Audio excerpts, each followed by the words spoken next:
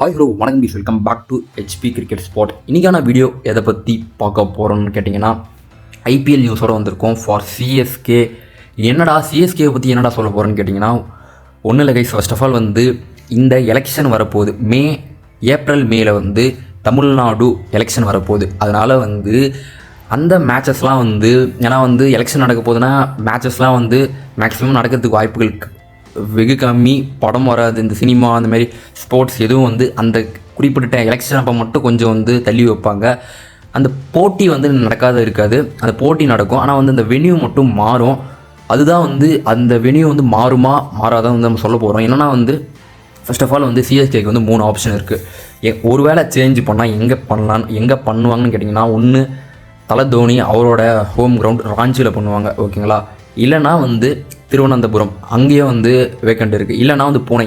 என்னடா recently RCB தான் நம்ம பார்த்தோம். ஆர்சிபி தான் இந்த ஸ்டேடியம் பிரச்சனைகள்லாம் இருந்துச்சு. ஆனால் இப்போ பார்த்தா சிஎஸ்கேக்கே அந்த நிலைமைக்கு வந்துடுச்சு. ஏன்னா ஆர்சிபி இப்போ கர்நாடகா கவர்மெண்ட் தெளிவாக சொல்லிட்டாங்க, சின்னசாமியில் தான் ஆர்சிபி விளையாடுவாங்க, பர்மிஷன் வாங்கிட்டாங்க. ஆனால் சிஎஸ்கேவால் அது ரொம்பவே கஷ்டம். ஏன்னா ஒரு தமிழ்நாடு எலெக்ஷன் நடக்கும் போது அது ரொம்பவே கஷ்டம். ஆனால் ஒரே ஒரு விஷயம் மட்டும் நான் சொல்லிக்கிறேன், சிஎஸ்கே ஃபேன்ஸ் யாரும் கவலைப்படாதீங்க. மேட்சஸ் நடக்கும். இப்போ ஹோம் கிரவுண்டில் ஒரு 7 மேட்ச் நடக்குதுன்னா ஒரு 2-3 மேட்ச் மிஸ் ஆகிறதுக்கு வாய்ப்புகள் இருக்கே தவிர மற்றபடி எந்த விதமான வாய்ப்புகளும் கிடையவே கிடையாது. சிஎஸ்கேல 100% மேட்ச் நடக்கும். மேபி 1 or 2 மேட்சஸ் மிஸ் ஆகிறதுக்கு வாய்ப்புகள் உள்ளது.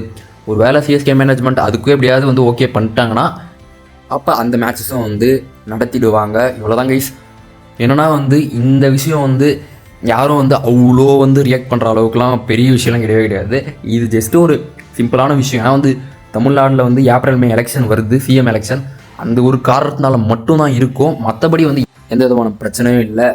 ஆல்ரெடி ஸ்டேடியம்ஸ் ஆல்ரெடி முன்னாடியே பி ப்ரிப்பேர்டாக பயங்கரமாக ரெடி பண்ணியிருக்காங்க சேப்பாக் ஸ்டேடியம். இந்த வாட்டி ரொம்ப ஸ்பின் ட்ராக் இல்லாத ஓரளவுக்கு டீசெண்டாக ஒரு எப்பயுமே நம்ம சேப்பாக்கில் காலங்காலமாக ஒரு 160 தான் பார்ஸ் கூட பார்த்துட்டு இருக்கோம். இந்த வாட்டி கொஞ்சம் ஒரு டிஃப்ரெண்ட்டாக ஒரு 180 வரும்னு நினைக்கிறேன். வெயிட் பண்ணி தான் பார்க்கணும். ஏன்னா இந்த இம்பாக்ட் பிளேயர் வேறு இருக்கார், என்னெல்லாம் நடக்கலாம். சிஎஸ்கே ஃபேன்ஸ் இவ்வளோதான் மேட்டர்.